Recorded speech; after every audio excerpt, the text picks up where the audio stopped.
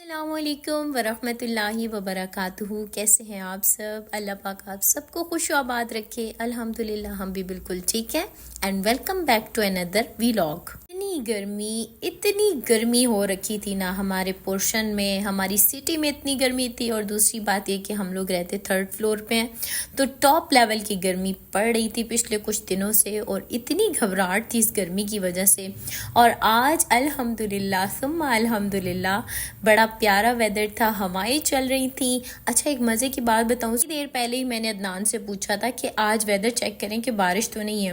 ہم نے جب ویدر چیک کیا تو کوئی بارش کا امکان نہیں تھا، لیکن وہ کہتے ہیں نا اللہ کے فیصلے اللہ ہی جانتا ہے، اللہ کی قدرت اللہ ہی جانتا ہے. تھوڑی دیر میں ہی ایسی ہوائیں چلی کہ بس کیا بتاؤں، بہت حسین ویدر ہو گیا تھا. اچھا یہاں پر نا میں نے جہاں سے ہم انٹر ہوتے ہیں گھر کے اندر، وہاں پر السلام علیکم لکھ کر لگایا ہے، تاکہ اگر کسی کو بھول بھی جائے تو فوراً سے یاد آ جائے اور ہم بہت ساری سلامتیاں دوسروں کو بھی دے سکیں اور دوسروں سے لے بھی سکیں. تو بس یہاں پر میں نے شوز اٹھا لیے کیونکہ خشک ہو چکے تھے، تو ان کو اپنی جگہ پر واپس پلیس کرتی ہوں کیونکہ ہوائیں چل رہی ہیں اور ڈسٹ بہت زیادہ ہو چکی ہے باہر. اچھا جب سے میں ٹھیک ہوئی ہوں نا بیماری کے بعد، تو اس کے بعد میرا پراٹھا کھانے کا بالکل دل نہیں کرتا. تو عدنان کے لیے چونکہ میں ان کی ڈائٹ والا بریک فاسٹ ریڈی کرتی ہوں، تو میں بھی ان کے ساتھ نا وہی بریک فاسٹ کر لیتی ہوں. پراٹھا میں بالکل بھی نہیں بناتی، کچھ فروٹس وغیرہ کٹنگ کر لیتی ہوں، ساتھ تھوڑے سے نٹس ہوتے ہیں، بادام وغیرہ میں رات کو بھگو کر رکھ دیتی ہوں اور صبح ان کا چھلکا نا اتار دیتی ہوں.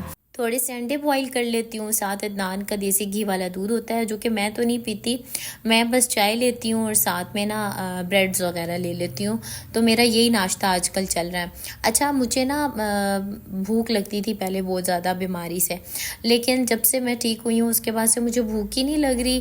حالانکہ میں بہت کوشش کر رہی ہوں کہ میں اپنی ڈائٹ کا خیال رکھوں، لیکن میں کچھ اپنے لیے بنا بھی لوں پھر بھی میرا کھانے کا دل نہیں کرتا. بس عجیب سا معدہ ہو گیا، شاید بیماری کے دوران وہ کھایا نہیں ہے نا اس طرح، تو معدہ تھوڑا ڈسٹرب ہو گیا ہے.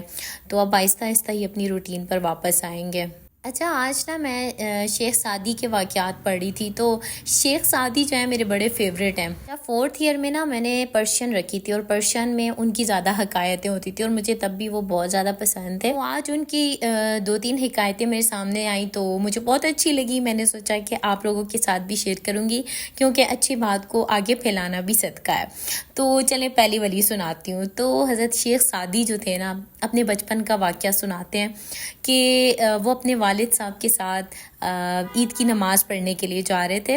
تو ان کے والد صاحب نے ان کو تاکید کی کہ بیٹا انگلی نہیں چھوڑنا، میرے ساتھ ساتھ رہنا. اور لیکن آپ کو پتہ ہے بچوں کی عادت ہوتی ہے کہ وہ انگلی پکڑنے میں زیادہ کمفرٹیبل فیل نہیں کر رہے ہوتے، ان کا دل ہوتا ہے کہ بس ہمیں والدین آزاد کریں اور ہم جا کر کھیلیں کودیں انجوائے کریں. تو بس شیخ سعدی کہتے ہیں کہ میں نے بھی والد سے کسی طرح انگلی چھڑوا لی اور میں بچوں کے ساتھ کھیلنے لگ گیا آگے پیچھے. تو کہتے کرتے کرتے مجھے پتہ ہی نہیں چلا کہ میں اپنے والد صاحب سے بہت دور نکل گیا. اور جب میں نے ادھر ادھر دیکھا ہوش آیا کہ والد صاحب نہیں ہے پاس، تو کہتے ہیں میں نے رونا شروع کر دیا بہت زیادہ، جیسے کہ بچے عموماً اپنے والدین کو پاس نہ دیکھ کر رونا شروع کر دیتے ہیں. تو خیر وہ کہتے ہیں کہ میرے والد صاحب مجھے ڈھونڈتے ہوئے آ گئے اور مجھے ڈانٹ ڈپٹ کرنے لگے کہ نہ سمجھ بچے، کتنا سمجھایا تھا تمہیں کہ میرے سے آگے پیچھے نہ ہونا اور اس طرح. تو پھر شیخ سعدی کہتے ہیں یہ واقعہ بیان کرنے کے بعد کہ اگر تم چاہتے ہو نا کہ دنیا کی بھیڑ میں تم گم نہ ہو جاؤ اور دنیا تمہیں اپنے اندر سما نہ لے، تو دنیا میں کسی ایسے انسان کا دامن تھام لو جو تمہیں اللہ کے قریب کرنے والا ہو، جو تمہیں ہدایت کے راستے پر لے کر چلنے والا ہو. ایسے شخص کا دامن تم تھام لو، ورنہ دنیا کی تاریکیاں تمہیں اپنے اندر ایسے ڈبولیں گی کہ تم اپنا آپ بھی تلاش نہیں کر سکو گے. تو کتنی اچھی بات بتائی ہے نا یہ. میں خود اس بات کے حق میں ہوں کہ انسان کی زندگی میں ایک منٹور کا ہونا بہت زیادہ ضروری ہے. انسان کی زندگی میں ایک ایسے انسان کا ہونا ضروری ہے کہ جس سے وہ پازیٹیو انرجی لے.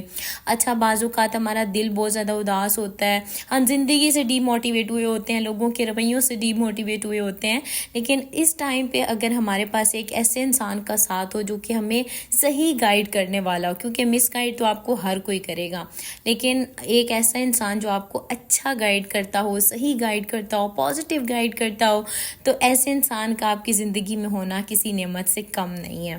وہ ایک شخص کوئی بھی ہو سکتا ہے، آپ کی والدہ ہو سکتی ہیں، آپ کے والد ہو سکتے ہیں، آپ کے ہسبینڈ، آپ کے بھائی، آپ کے ٹیچر، کوئی بھی ہو سکتا ہے، یعنی کہ اب مجھے بعض اوقات ایسے ہوتا ہے کہ جب میں بہت زیادہ لو فیل کر رہی ہوتی ہوں تو میں مولانا طارق جمیل صاحب کے بیان سن لیتی ہوں، تو یہ ہے کہ ایک پازیٹیو انرجی آپ کے اندر آتی رہتی ہے۔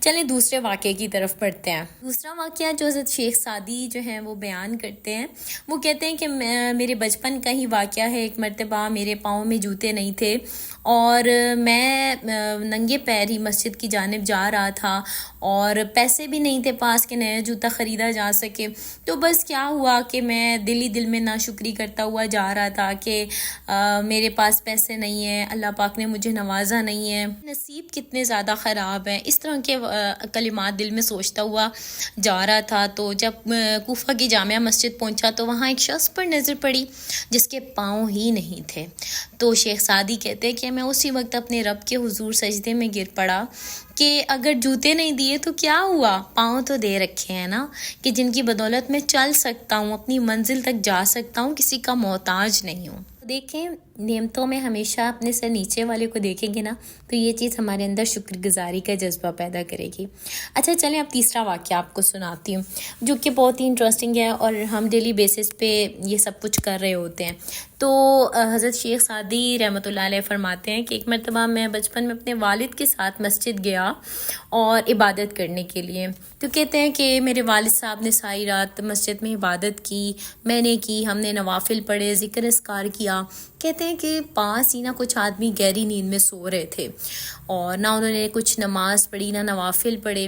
کہتے ہیں میں اپنے ابا جان سے کہنے لگا کہ ابا جان یہ لوگ ایسے سو رہے ہیں جیسے مر گئے ہوں، تو کہتے ہیں کہ میرے والد صاحب نے مجھے کہا کہ اگر تم نوافل نہ پڑھتے، تم ذکر اذکار نہ کرتے اور ان لوگوں کی طرح تم سوئی رہتے تو یہ بہتر تھا اس بات سے کہ تم ان لوگوں کی برائی کر رہے ہو، ان کی غیبت کر رہے ہو۔ ہمارے معاشرے میں کیا ہماری اپنی زندگیوں میں یہ سب کچھ ہو رہا ہے، ہم اگر کوئی نیک کام ذرا سا بھی کر لیں گے نا تو اس کے بعد ہمیں خود پہ پراؤڈ فیل ہونا شروع ہو جائے گا، اور جس کو ہم دیکھیں گے کہ دوسرے سے وہ کام نہیں ہو پا رہا، دوسرا عبادت میں تیز نہیں ہے، تو ہم نہ چاہتے ہوئے بھی اسے دل میں حقیر سمجھنا شروع ہو جاتے ہیں۔ تو بس یہ عادات نا اپنے بچوں کے اندر بچپن سے ہی پیدا کرنے کی ضرورت ہے۔ اسلاف کو دیکھا جائے تو انہوں نے اپنے بچوں کی تربیت میں بہت اہم کردار ادا کیا ہے، یعنی کہ بچوں کی ہاں میں ہاں ملانے کے بجائے ہر موقع پر ان کی اصلاح کی تھی، تبھی تو اتنے جید علماء گزرے ہیں ہمارے تاریخ میں۔ تو کیسے لگے آپ لوگوں کو یہ تینوں واقعات؟ مجھے تو بہت انٹرسٹنگ لگے تھے اور ہم ڈیلی بیسس پہ ایسے ہی کام کر رہے ہوتے ہیں، تو اسی لیے میں نے سوچا کہ آپ لوگوں کے ساتھ نا میں یہ ساری چیزیں شیئر کروں گی تاکہ کہیں نہ کہیں کسی نہ کسی موقع پر ہمارے دماغ میں یہ ساری باتیں چلتی رہیں۔ اچھا اب نا میں یہاں پر چارٹ وغیرہ بنا چکی تھی کیونکہ آج عدنان نے کہا کہ انہیں تھوڑا سا چارٹ بنا دوں، تو بس سمپل سے ہی ہم چارٹ بناتے ہیں، اور چارٹ وغیرہ بنا دی تو میں نے سوچا کہ میں نہ کر لیتی ہوں، اوٹس بھی بنا کر رکھ دیتی ہوں کیونکہ آج موسم بہت خراب ہو رہا تھا، تو میں نے کہا لائٹ کا کچھ پتہ نہیں ہے تو اس طرح کرتی ہوں اوٹس بھی بنا کر رکھ دیتی ہوں۔ ویسے تو اوٹس رات کو 10 بجے جم بھجوانے ہوتے ہیں، لیکن یہ کہ جتنا فریج میں رکھو ٹھنڈے ہو جاتے ہیں تو ان کا زیادہ ہی ٹیسٹ مزے کا ہو جاتا ہے۔ اچھا میں نا اوٹس شکر میں بناتی ہوں، اس کا نا بہت مزے کا ٹیسٹ بنتا ہے۔ اچھا ایک اور بات جو آپ لوگوں سے میں نے کہنی تھی وہ یہ کہ آج چونکہ جمعہ کی رات ہے تو جمعہ کی رات کو سورہ دخان لازمی پڑھ لیجیے گا نماز عشاء کے بعد، اس کی کافی فضیلتیں ہیں، اور اپنے جمعہ کے لیے بھی تیاری کیجیے گا، کل سورۃ الکہف کی بھی تلاوت لازمی کیجیے گا۔ اور بہت سارے لوگوں کو نا سورۃ الکہف پڑھنا تھوڑے مشکل لگتی ہے کیونکہ وہ تھوڑی لمبی سورت ہے۔ اچھا سٹارٹنگ میں مجھے بھی مشکل لگتی تھی، لیکن جب ایک چیز آپ ریگولر اپنی روٹین میں کر رہے ہوتے ہو نا تو وہ آپ کی عادت بن جاتی ہے، اور قرآن تو جب آپ کی زبان پہ چڑھ جاتا ہے نا تو بہت ہی لطف آتا ہے پڑھنے میں۔ تو خیر اگر آپ سے پڑھا نہ جا رہا ہو زیادہ یا پھر روٹین کی بزینس کی وجہ سے آپ نہ پڑھ پا رہے ہو تو موبائل پہ لگا لیا کریں یا ٹی وی پہ، کیونکہ اس کی آیات نہ دجال کے فتنے سے انسان کو محفوظ رکھتی ہیں، اور ایک جمعے سے دوسرے جمعے تک انسان کے لیے نور بھی چمکتا رہتا ہے۔ تو دعاؤں میں یاد رکھیے گا۔ اس ٹائم ویدر بہت ہی زیادہ بارش والا ہوا ہے اور بجلی چمک رہی ہے اور مجھے ڈر بھی بہت زیادہ لگتا ہے بجلی سے۔ خیر دعاؤں میں یاد رکھیے گا۔ اللہ حافظ۔